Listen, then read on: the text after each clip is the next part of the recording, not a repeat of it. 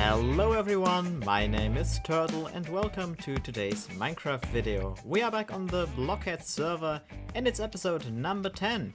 And today I have something to tell you. In the recent months I've grown an obsession for Gravity Falls. I've had that obsession way back when I was like 13 years old. And I just geeked out all over the show and it was really new at that time. But right now, I am 18 years old, the show is long over, and I still enjoy it, or I got back into enjoying it.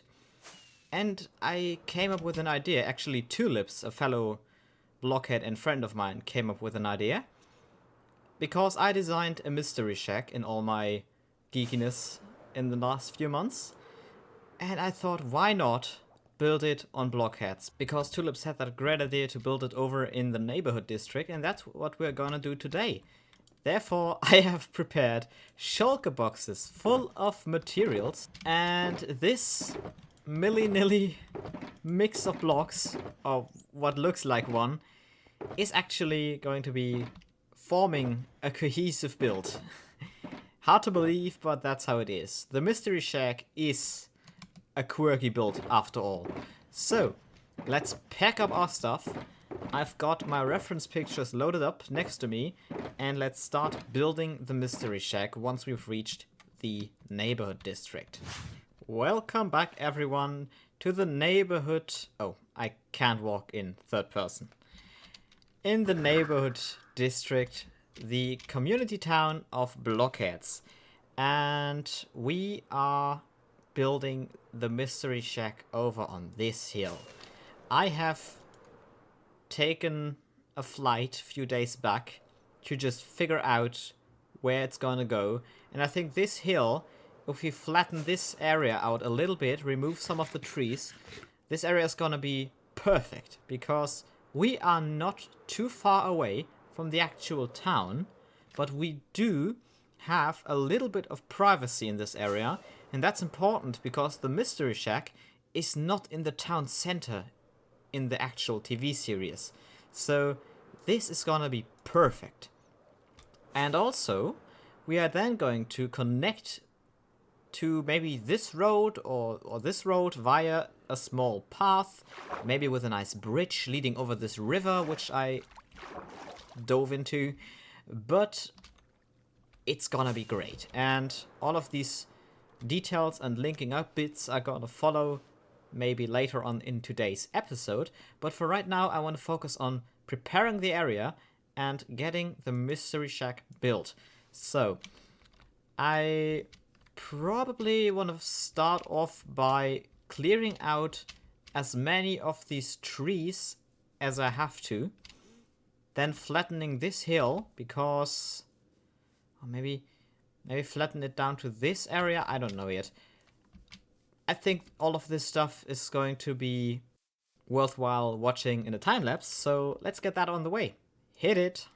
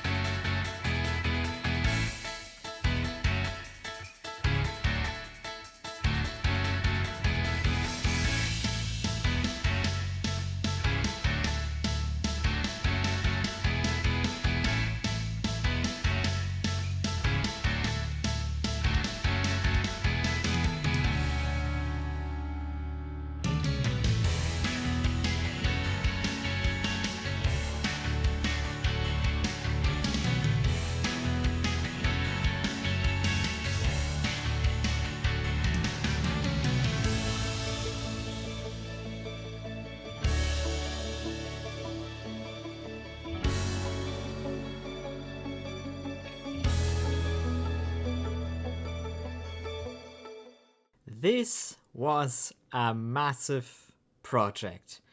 Not because of the size, but because of the detail.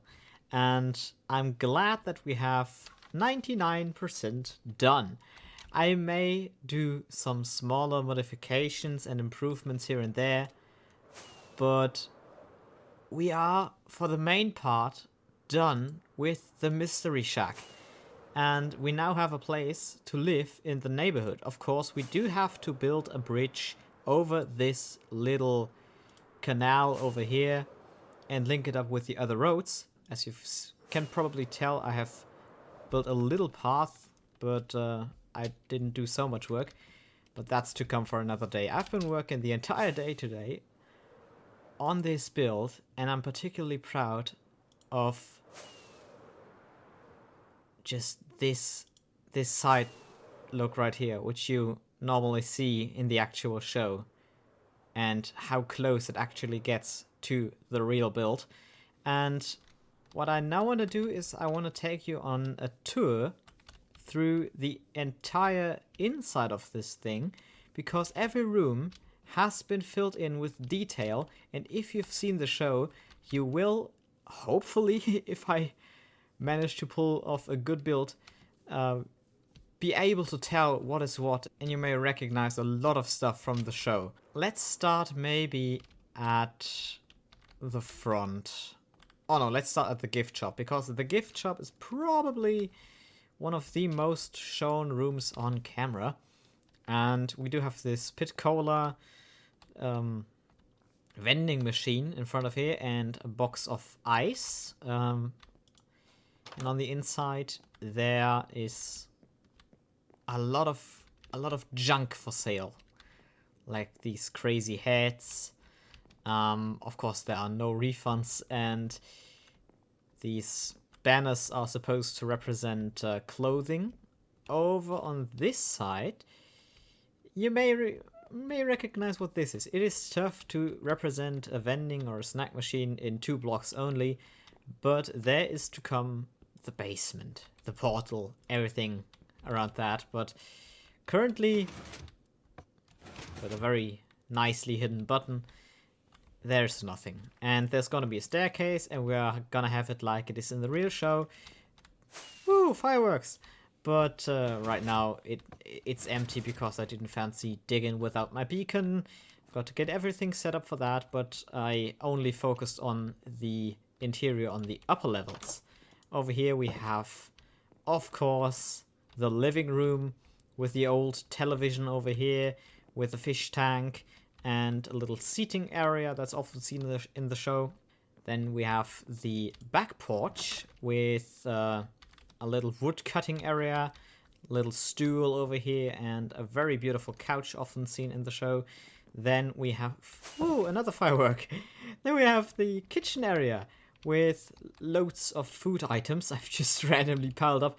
This room was particularly difficult to design because it's very, very narrow because of the way this room turned out in the end. And because this room is looking rather nice, this room has to be kind of cramped.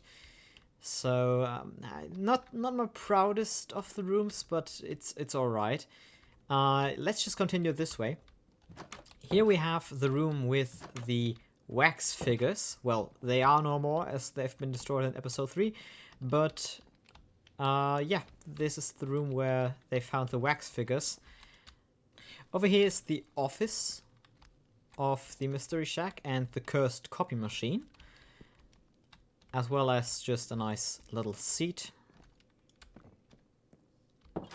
This is one of the bathrooms over here. I try to represent everything that's vital for the rooms to be recognized, and also I built everything from pictures of the actual show. This is the big room where they celebrated a number of times and they threw parties. You know, the big open one with the staircase on the side and not much in the actual room, so that's why this one's very, very empty. Up here is the floor with a room that is forgotten in almost every floor plan I found, or in almost every other replica. It's Zeus's break room. Nobody represented this room, but it is there, and it is looking just as junky as in the actual show. This is another bathroom, of course, with toilet paper. 1, 2 rolls right here. And this staircase is leading to the back porch again. Then let's continue this way. You know, this sign directed to Dipper is, of course, Stan's room. Now, Stan's room is supposed to have a window, but I, as with many of the rooms, had to get a little creative, because there's no actual floor plan given from Disney, so everything is kind of fan-based. And some rooms were left out on some plans, and some rooms in my version of the Mystery Shack are on different floors than in the original.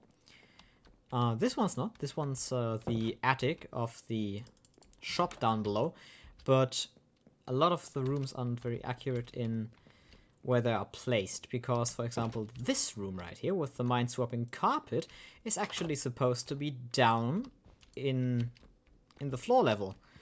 But there was no more space. I just couldn't fit it. So I thought, screw it, I'm just gonna represent every room. Maybe if they're not in the right place, it's okay. But I want to have every room of the actual shack building represented in my version in Minecraft. And this is Minecraft after all. Every wall is 1 meter thick, so you kinda have to use your imagination anyway. And then this way, as well as this way, lead to the back attic, if you will, the second attic. We can have a look out over the back porch. Moving this way again, we have the ladder that leads up to the roof and over to a spot that you might have seen already from the outside. It's a bit difficult to reach it. Just make our way over here swiftly, and we are on the chill out deck, if you want to call it that. I don't know what to call this place, but this is just a nice place to spend your break time at if you're an employee. And then, of course, we have the room that is probably one of the most well-known ones from the show. Let's just fly back into where the ladder is, so we can actually see it. It is, of course, Dipper and Mabel's bedroom, where I try to represent as much of the detail that is in the actual show. For example, they actually have a bell. I didn't know about that, but there was a bell. They have their beds and, well, there is no Journal 3, so I just gave Dipper a Cthulhu book. Same diff. By the way, this room over here I showed you just briefly while I'm rambling about something else. This is actually not a room from the show, but I didn't know what to put there. This space was just empty in the end. Well, because no room seemed to have these 2 big windows. I could have put maybe the room with the mind-swapping carpet in there, but that room didn't have these big windows, so they kind of gave away that this room was not seen in the show. And now, if we have a look at the main entrance, you can see that here is the museum, well known for the fake attractions like the one I came up with, the double fish. But not as good as the actual one from the show. I try to represent as the Sasquatch. Do you know him? Know him from the show? Maybe? Tell me. And this just leads back to this big open area, of course, only for employees. And there we have it. This is the Mystery Shack. This is all there is to it at the moment, because the basement is going to follow, but not in this episode, not in the next episode. I am just very tired of this thing at the moment. I've spent 3 days, multiple hours grinding and building this very old and still very beautiful looking shack. I'm very proud of how it turned out. Granted, I did build it up in a creative testing world first, so I just had to copy it. But nevertheless, I had to get so many different materials. I've actually got a list of materials next to me.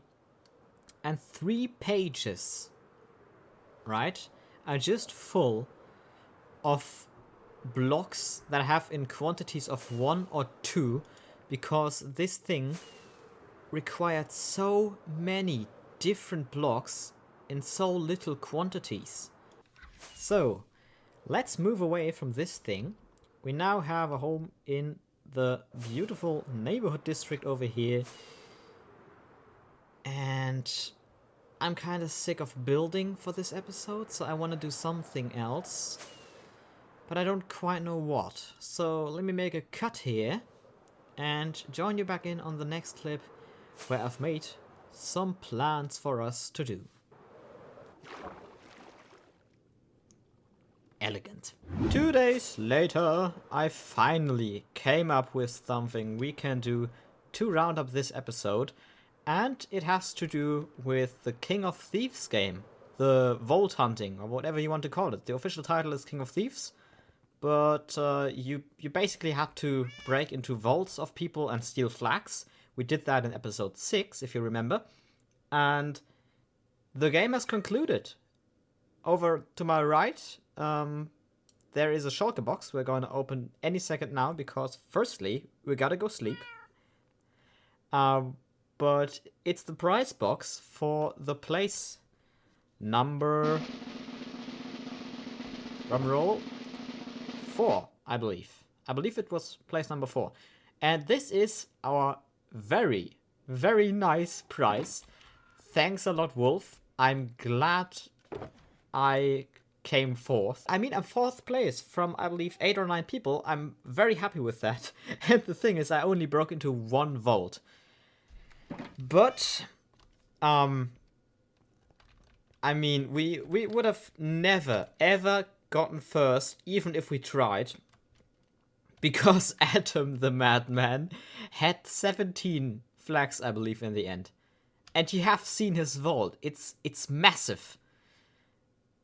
While we're on the topic of this, I want to show you my vault, to give you a bit of perspective on how things looked when people tried to break into my vault. And my vault is way down here, and you arrive over here in this bubble column once you have finished raiding the vault. So let's just jump in and try to raid our own vault. It's gonna be quite fun. So the first thing to do is, of course, obeying all the rules of the game and storing everything regarding our item situation in this chest. We set our spawn point, and we are going into the now upgraded and deadlier vault of me. So, these pressure plates have 2 functions. First up, they activate, of course, the fence gate, and also they activate a redstone line, which should, and I repeat, which should spit out pufferfish in some places in the vault. I'm not gonna say much more about that, but the thing is, I don't know if I put access pufferfish in. The thing is, a lot of the pufferfish always die, so it could very well be that these pressure plates do nothing right now, and that we don't encounter pufferfish in the vault, and it's a lot less deadly than it should be. But now I think we should just wait for this zombie to go away, so we at least have a chance of passing the first small part of my vault. Okay, he did move on. Now we can go, I think. Oh no, oh no, oh no. Okay. This is like a knight. Oh wow. He is... Oh no, he didn't. Okay, this is... Ow. I had to move through there rather quickly, but that was like a knight. You know, a deadly Minecraft knight with buffed mobs. And this is a nether themed part, which I really rushed. It looks like the old nether, but bad.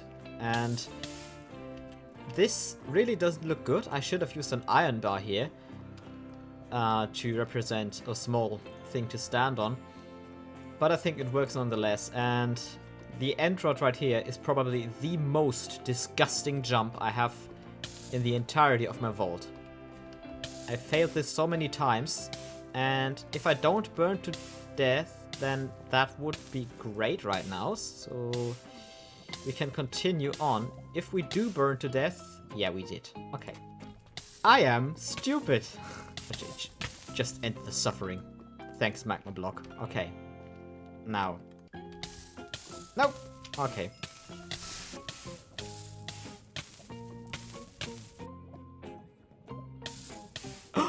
Please, come on. Oh, God. I totally didn't fix that. That looks so bad. Come on, come on, come on. Please, please, please. No. That was so close. Oh, goodness me. Ah. No, come on, please. Okay, okay. I think I have more hearts than the last time. Stop burning, for the love of God. Stop burning. Please. Please. Yes! Nice! Okay. Concentration. We have to make this jump, this jump, this jump, and this jump, and there's the next bed. I mean, we can do this. Okay. Yes. Nice! Okay, we did it. So, this nasty part, probably the deadliest part of my vault, is now over. We can move on through this mine. And this mine, I tell you, I didn't finish it. I just built this section, and it's kind of a relaxation section where you can just walk on through and really chill out, because the rest of the vault is pretty deadly, but this part is not deadly at all. You can just chill out. I forgot to put any trap in. And here's the next bed. This is just basically free. And this is the nasty pufferfish department, because below this carpet should be pufferfish. Yep, there they are. But they didn't hit me, thankfully. And over there you can see a mighty vault door. So, what you would typically do when you arrive here is, of course, press the button, because there's nothing left to do. You could go back, but you came for flags and you want flags. So you press the button and the door opens, and there's a chest where you would suppose are flags. But no. Did you really think this is my vault? It's just the janitor's closet, and he doesn't like intruders very much. So you just burn to death. And once you fell for my trap that this is the janitor's closet, you would feel like an utter idiot. Probably. I'm not saying you are, but you would feel like one, because you came all the way, and this wasn't my vault. So where in God's name is it then? Well, I tell you. It's a bit nasty, but when you press the button and you go over here, this door opens very briefly and you're allowed to pass through. So this then is another magma floor, and there's a pufferfish behind here. There is none at the moment, but there should be a pufferfish behind here. And this would activate pistons that retract the entire ceiling of this passage right here, where you are slowed down by the soul sand, and gravel would fall on you. But sadly the pufferfish died, so that doesn't happen today. That one trap is inactive, and then you finally reach my vault, where there are 2 flags from a weekly challenge I did, and also 1 flag from my original ones, with the moon and the cliff looking rather sweet. And once you've reached it, you can use the very ugly, because it was put together temporarily, exit, and you're back here. You can collect your stuff, and you can exit. So, this is my vault, and this is what got me the 4th place. together with my vault rating in episode 6. I'm very happy with my place because I didn't expect to get so high on the ladder. Mostly because I didn't do anything. But hey, we've got a saying in Germany. Nem geschenkten Gaul guckt man nicht ins Maul. So you basically don't look a horse you got as a gift in the mouth. And it sounds a bit weird when you say it like that, because it rhymes in German and that's rather nice. But, I mean, we got gifted such a high place. I'm happy. I'm very happy. And our base is looking so cool as well. I'm so happy with this thing. I hope you liked this episode. I believe we are already at the end because I don't know what else to do. It might be a bit of a short one. It might not be. I don't know how long the time lapse will be. But I hope you enjoyed nonetheless. And in the next one, we are going to do some serious base work again. Because we need to get some more ceilings in. And we need to get maybe villagers. We need to expand all of these down. And we also need to get the power generators in. That might be a thing we can do in the next episode. But until then, I hope you enjoyed this one. I'm just gonna make an outro from the air because I'm too paranoid to land at night. Thanks for watching, and goodbye.